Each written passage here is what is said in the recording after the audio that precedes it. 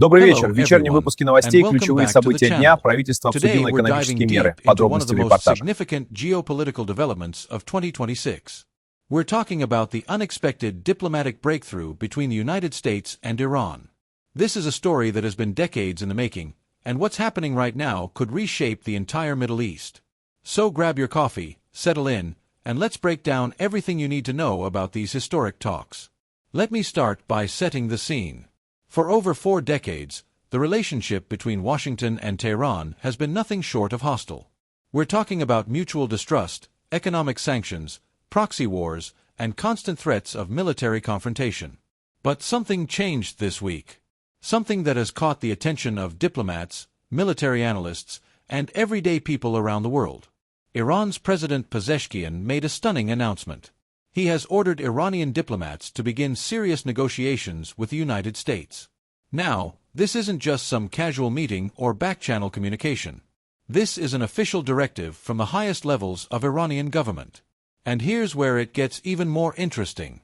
Former President Donald Trump, who is once again a major player in American politics, confirmed that Iran is indeed talking seriously with his team. Let's pause here for a moment and understand why this is such a big deal. Remember, it was Trump who, during his first presidency, pulled the United States out of the Iran nuclear deal back in 2018. That decision was controversial, to say the least. It triggered a cascade of events that brought us closer to military conflict than we've been in years.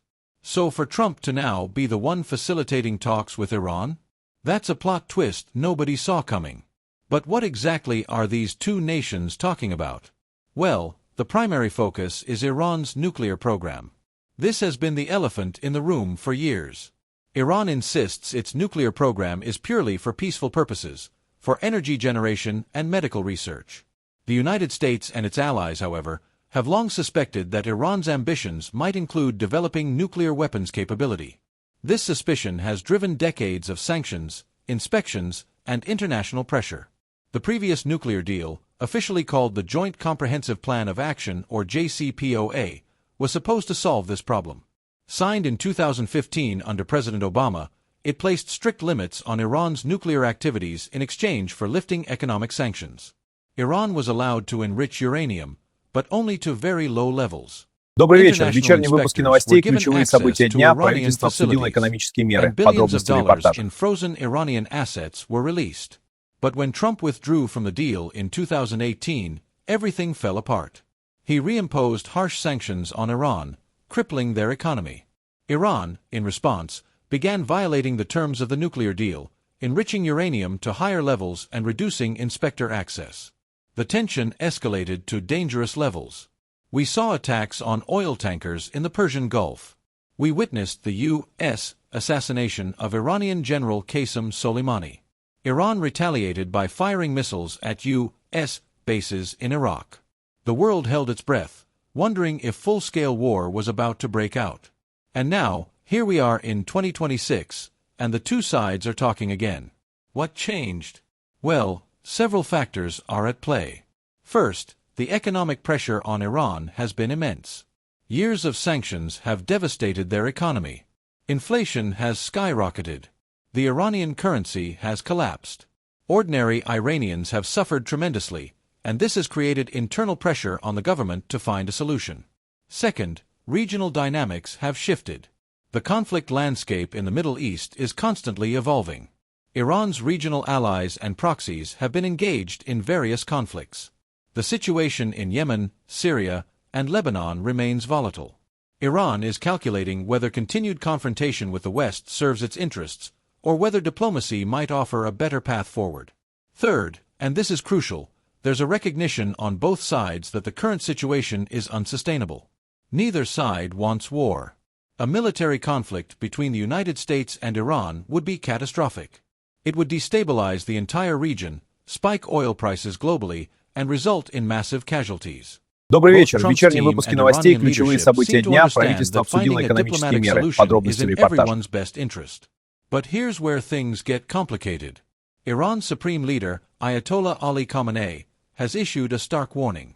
He stated clearly that any U.S. military attack on Iran could trigger a regional war.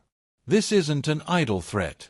Iran has significant military capabilities, including ballistic missiles, naval assets in the strategic Strait of Hormuz, and a network of allied militias throughout the Middle East. If conflict breaks out, it wouldn't be contained to just Iran and the United States. It could engulf Saudi Arabia, Israel, Iraq, and other nations in the region. So what are the potential outcomes of these diplomatic talks? Let's explore a few scenarios. In the best-case scenario, the United States and Iran reach a new nuclear agreement. This deal would likely include strict limits on Iran's nuclear enrichment activities, robust inspection regimes, and possibly commitments on Iran's ballistic missile program and regional activities. In exchange, the United States would lift economic sanctions, allowing Iran to sell oil freely, access international banking systems, and rejoin the global economy. Such a deal would have enormous implications. Oil markets would stabilize. Regional tensions would decrease. Iran could invest in its infrastructure and economy, improving the lives of its 88 million citizens. The United States would remove a major security concern and could focus its attention on other global challenges, particularly its strategic competition with China. But there's also a middle ground scenario where talks produce a limited agreement. Perhaps the two sides agree on specific confidence-building measures. Maybe they establish communication channels to prevent accidental escalation. They might agree to prisoner exchanges or limited sanctions relief in exchange for some nuclear restrictions. This wouldn't solve all the problems, but it could reduce immediate tensions and create space for further negotiations down the road. And then there's the worst-case scenario, where talks collapse. If negotiations fail, we could see a return to maximum pressure tactics. The United States might impose even harsher sanctions. Iran could accelerate its nuclear program, potentially racing toward weapons capability. Military confrontation would become more likely. The risk of miscalculation, where a small incident spirals into major conflict, would increase dramatically. Добрый вечер. В вечернем выпуске новостей ключевые события дня. Правительство обсудило экономические меры. Подробности в репортаже. In the United States, Trump faces criticism from various quarters.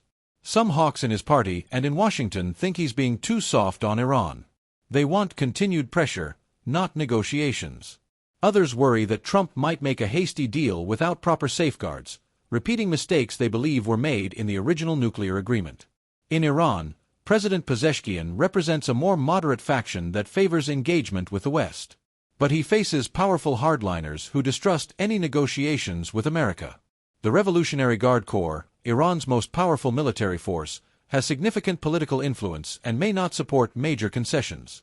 Pezeshkian must navigate these internal divisions while trying to secure a deal that benefits Iran. The international community is watching closely. European nations, particularly France, Germany, and the United Kingdom, have long advocated for diplomacy with Iran. They never wanted Trump to withdraw from the original nuclear deal and have tried to maintain some economic ties with Iran despite U.S. sanctions. They would welcome a new agreement that brings Iran back into compliance with international norms. Russia and China, both of which have closer ties to Iran, also have stakes in the outcome. Russia has been a key supporter of Iran, providing military technology and diplomatic backing. China is a major purchaser of Iranian oil. Both nations would prefer a stable Iran that can serve as a counterbalance to U.S. influence in the region. However, they also want to avoid a major war that could disrupt global energy markets and trade routes. Middle Eastern nations have mixed feelings. Saudi Arabia and the United Arab Emirates, both rivals of Iran, have historically opposed any deal that might strengthen Iran economically or militarily. Israel has been even more vocal in its opposition, viewing Iran's nuclear program as an existential threat. Israeli Prime Minister has repeatedly stated that Israel will do whatever necessary to prevent Iran from acquiring nuclear weapons. However, there are signs that some Arab states might be softening their stance. Recent diplomatic overtures between Saudi Arabia and Iran, mediated by China, have reduced some tensions. If the United States can negotiate a deal that includes meaningful restrictions on Iran's nuclear program and regional activities, some Arab states might grudgingly accept it as better than the alternative of war. So where do we go from here? The coming weeks and months will be critical. Добрый вечер. В вечернем выпуске новостей ключевые события дня. Правительство обсудило экономические меры. Подробности в репортаже. Trust building, and compromise from all parties. Both sides will need to make difficult decisions. Trump will need to convince skeptics in Washington that a deal serves American interests. Pezeshkian will need to navigate Iran's complex power structure and sell any agreement to hardliners who remain deeply suspicious of the United States. What's clear is that this moment represents a genuine opportunity. The fact that both sides are talking seriously is itself progress. Wars often start because of miscommunication and lack of dialogue. By opening these channels, the United States and Iran are reducing the risk of accidental conflict and creating possibilities for peaceful resolution of their differences. But opportunity also brings risk. If talks fail, the backlash could make future diplomacy even harder. Trust, once broken again, is difficult to rebuild. And the clock is ticking on Iran's nuclear program. The longer negotiations drag on without results, the closer Iran gets to a potential nuclear weapons capability, which would fundamentally change the strategic calculus in the region. As citizens of this interconnected world, we all have a stake in the outcome. A war between the United States and Iran would affect global oil prices, disrupting economies everywhere. It would create a humanitarian crisis, with millions potentially displaced. It could draw in other nations and spiral into a wider regional conflict. On the other hand, a successful diplomatic resolution could bring stability, economic growth, and improved lives for millions of people in Iran and throughout the Middle East. So as we watch this situation unfold, let's hope that wisdom prevails. Let's hope that leaders on both sides choose the difficult path of diplomacy over the easier path of conflict.